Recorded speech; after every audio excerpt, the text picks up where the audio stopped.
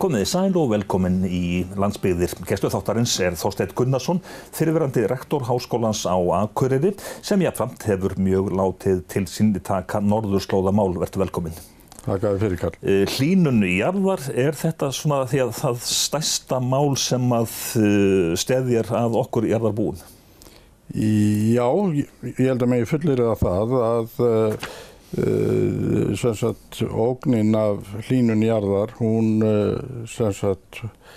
ekki bundin við einstök lönd eða svæði. Þetta ógn sem steðjar að öllum jarðarbúum og það ekki svo frá því sjónarmiði, þá þetta stærsta áskorun sem mannkynið stendur fyrir. Og þetta hafa langflestir stjórnmálaleiðtogar viðurkennt og almennt samkomulag milli vísindamanna að mikilvægasta verkefnið núna sé að stemma stigu við hlýnun jarðarinnar. Hlýnun jarðar, til dæmis á Grænlandi þar sem að jökullin að hopa og við sjáum myndirnar þegar stór björg falla í sjóinn. Þetta virðist vera að gerast nokkuð hratt núna, þetta svona aukast hraðinn. Já, það einmitt það sem að þessi líkön sem að vísindamennir að vinna eftir hafa bent á, að þetta verður svona ákveðin hringrás sem svona magnar upp þá afleiðingarnar af hlýnuninni, og það það sem að sjást á Grænlandsjökli með þeim afleiðingum að það að koma miklu meira ferskvatn út í hafið umhverfis Grænland, og það þá töluvert óvissa fylgjandi því hver áhrif þessa mikla ferskvatn hefur á hafstrauma til dæmis milli Grænlands og Íslands. En hvað með þær rannsóknir sem að gerðar hafa verið og verið að vinna að, eru þær alltaf að aukast og þar með þekkingin líka? Já, það verið að setja miklu meira fjármagn í þessar rannsóknir sem snerta loftslagsbreytingar á norðurslóðum og stórir alþjóðlegir rannsóknarsjóðir eins og til dæmis Evrópusambandið og NSF sem stærsti rannsóknarsjóður Bandaríkjanna, að það stöðugt að aukast framlag í þessar rannsóknir. Þannig að vitneskjan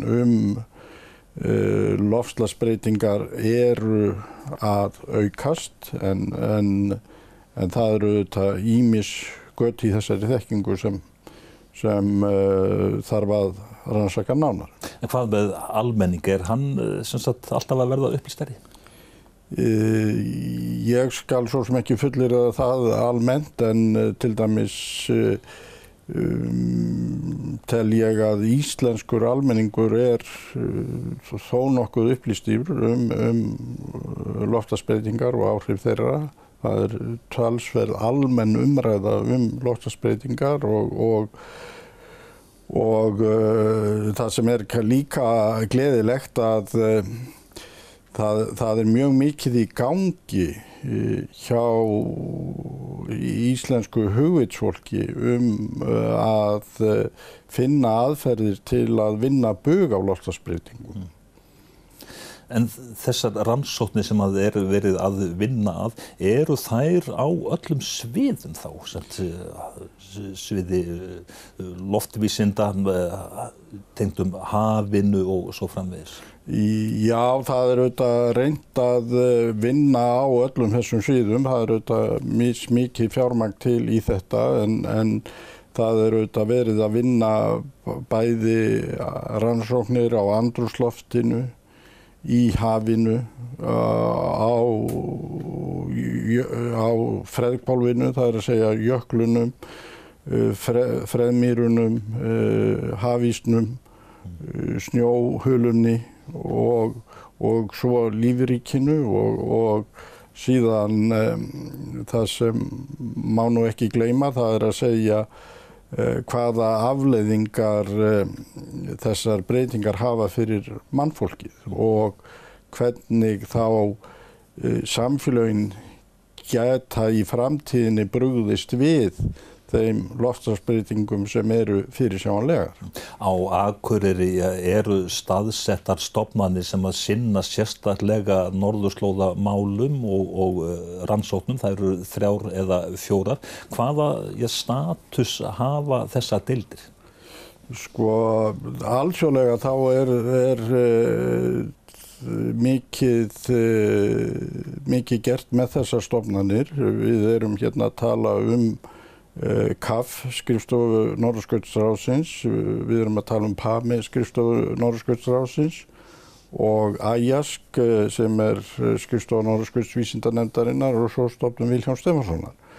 Og allar þessar stofnanir eða einingar eru mjög vel þekktar erlendis.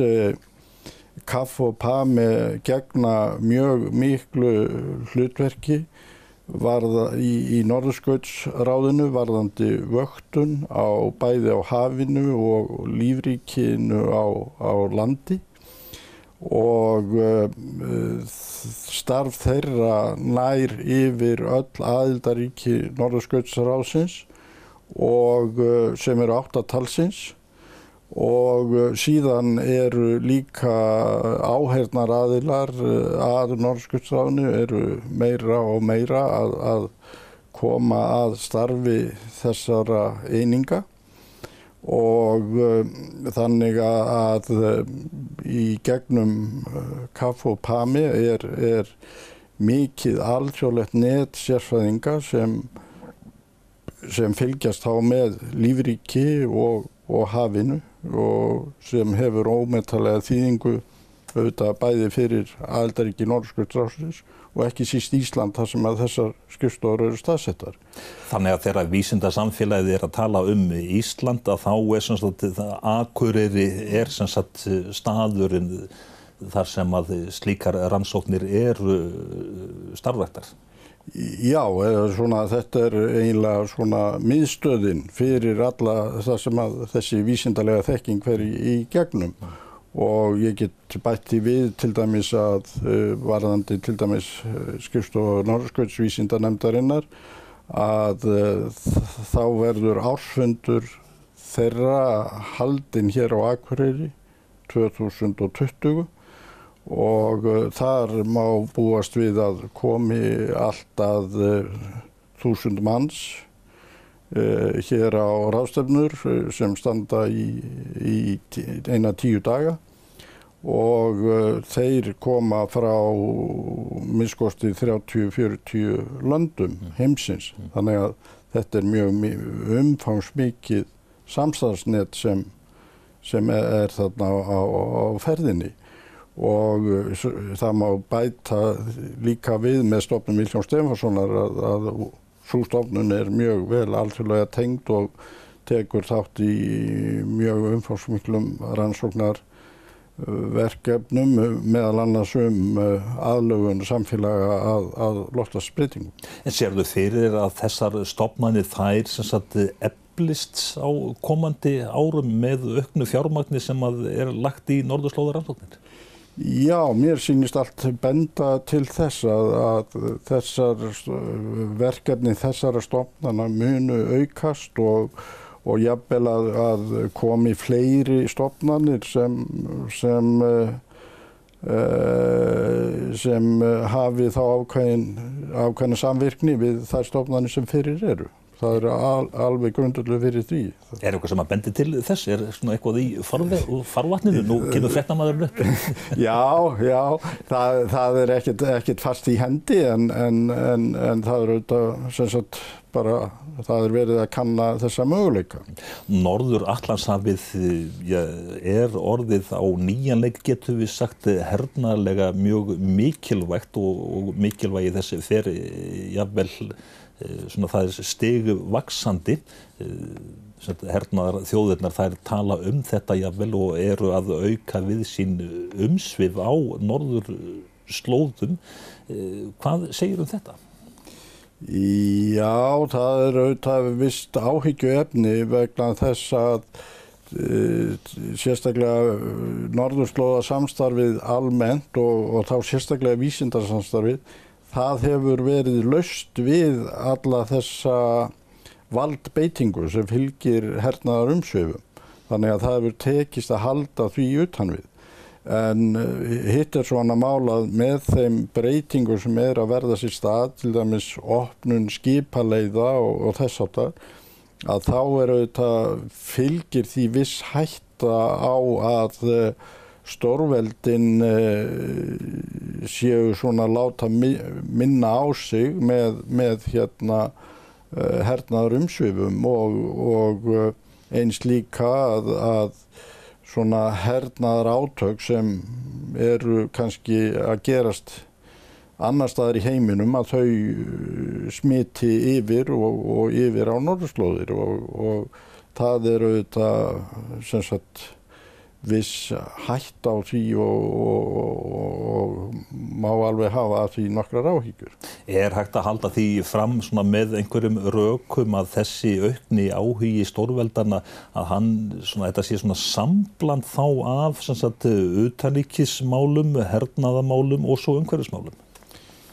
Jú, þetta auðvitað svona viðbrögð valdhafa vissra ríkja við þeim breytingum sem að eiga sér stað, bæði svona umhverfisbreytinga og breytinga á þeirra samfélögum. Þannig að það það, en svona almennt en úr því og minnist á þetta að það var í nýkominna Arctic Circle þar sem að utanríkisráðherra Japans flutti mjög athyglisvert erindi sem gekk fyrst og fremst út á það að megin áhersla á norðurslóðasamstarfið það ætti að vera í gegnum eflingu á vísindarannsóknum. Það væri sá sameiginlega verkefni sem að þær þjóðir sem hagsmuna eiga gæta stæðu frammi fyrir og þetta allavega þessi ræða nú einn af þeim framsýnni sem hefur heyrst af svona leiðtogum þessara stóru þjóða sem í þessu samstarfi. Þú talaðir áðan norðurskautsráðið, stórþjóðirnar, þær svona að sýna norðurskautsráðinu aukinn áhuga og eru jafnvel að óska eftir að fá þar inngöngu. Já, það og sko það raun og veru svona þessi stærri Asíuríki eru öll komin þar með áheyrnaraðild eins og Kína, Indland og Japan og Kórea. Þannig að það sem sagt norðurslóðamálin ekkert takmarkuð við norðurslóði lengur. Þetta hluti af stjórnmálum heimsins. En norðurskautsráðið það hefur mikið að segja og samþykktir þess, þær hafa lagalegt gildi eða ekki? Eða alltaf því? Já, þær geta haft það. Norðurskautsráðið hefur staðið fyrir að aðildarríkin geri samninga sín á milli sem alþjóðlega samninga sem hafa þá alþjóðlega skuldbindingar í för með sér og geta þar með öðlast í lagagildi í viðkomandi löndum. Og við getum til dæmis verið að tala varnir gegn olíuslysum,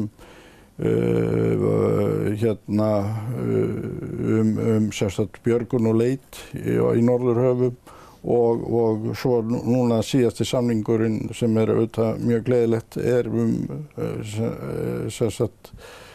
sem gengur út á að efla vísindasamstarf á norðurslóðum. Þetta eru svona þeir þrír mikilvægustu samningar sem að sem að Norðurskautsráðið hefur staðið fyrir núna á nýverið. Málefni norðurslóða rata inn í samstarfssáttmála núverandi ríkisstjórnarflokka á Íslandi sem að í raun og veru undirstrikar sjálfsagt mikilvægi þessa málaflokks. Jú, og við getum það Ísland hefur sýnt þó nokkuð frumkvæði núna í norðurslóðamálum. Arctic Circle ráðstefnurnar sem eru haldnar í Reykjavík af indilagi fyrrverandi forseta Íslands. Þetta stærstu alþjóðlegu norðurslóðaráðstefnurnar sem eru haldnar í heiminum í dag og draga að sér mjög fjölbreyttan hóp, bæði stjórnmálamanna, vísindamanna, viðskiptamanna og svo frumbyggja. Og síðan tökum við virkan þátt í vísindasamstarfinu. Við hýsum skrifstofu Norðurskautsvísindanefndarinnar hér á Akureyri. Hún fluttist hingað til Akureyrar frá Potsdam í Þýskalandi og Ísland að senda núna mjög stóra sendinefnd til Berlín á vísindaráðherrafund norðurslóða. Þannig að íslensk stjórnvöld eru og aðrir sem vinna með þeim eru að leggjast á árarnar með að leggja aukna áherslu á norðurslóðir og mikilvægi afdrifa þeirra fyrir íslenskt samfélag. En þegar þú fylgist með umræðunni, hvernig blasir hún við þér? Fer hún ekki oft á tíðum út í eitthvað allt annað, viðskiptalegs eðlis jafnvel? Það verið að tala að norðurslóðin, hún opnist og þá komi siglingaleiðir og við Íslendingar við getum hagnast á þessu. Jú, það umræðan fer oft út víðan völl og það kannski allt í lagi en við verðum að hafa það í huga að sumar af þessu breytingur sem við erum að tala þær taka kannski áratugi og jafnvel meira en það. Þannig að tækifærin ekkert endilega við hvert einasta horn og síðan eru líka ógnanir sem að loftslagsbreytingar hafa í för með sér sem geta gert út af við þessi tækifæri sem við erum að tala Mikilvægast að vinna gegn loftslagsbreytingunum, þannig að draga úr þeim. Og síðan þurfum við að finna leiðir til að samfélagið geti aðlagast af þeim breytingum sem við ráðum ekki við. Stundum finnst manni umræðan vera þannig að ein þjóðin bendir á aðra og svo öfugt. Jú, það er líka það er algengt í svona umræðu og það er auðvitað algengt bara almennt í samfélaginu að þegar að kreppir þá vilja menn oft benda á einhvern annan sökudólk en sjálfa sig en öll berum við nú nokkra ábyrgð í þessu máli. Hvað með frumbyggjana?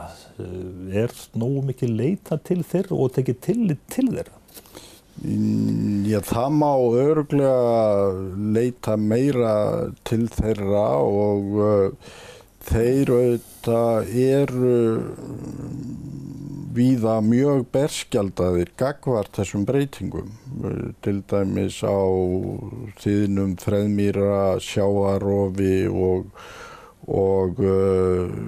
breyttum veiðilendum og þeirra samfélag eru þannig gerð að þau eiga oft mjög erfitt með að aðlagast þessu og á sumum svæðum virðist vera erfitt fyrir fulltrúa frumbyggja að ná eyrum stjórnvalda viðkomandi ríkja. Og en ég veit allavega það sem ég þekki til í vísindasamstarfinu, þá er mikið gert með að frumbyggjar eru virkjaðir til að taka þátt í vísindastarfinu og hafa þar eitthvað innlegg og þannig að þetta er að aukast en það auðvitað eru þarna lífskjör og aðstaða sem að gerir frumbyggjum ekki auðvelt að taka þátt í alþjóðasamstarfi eða öðru vísindasamstarfi.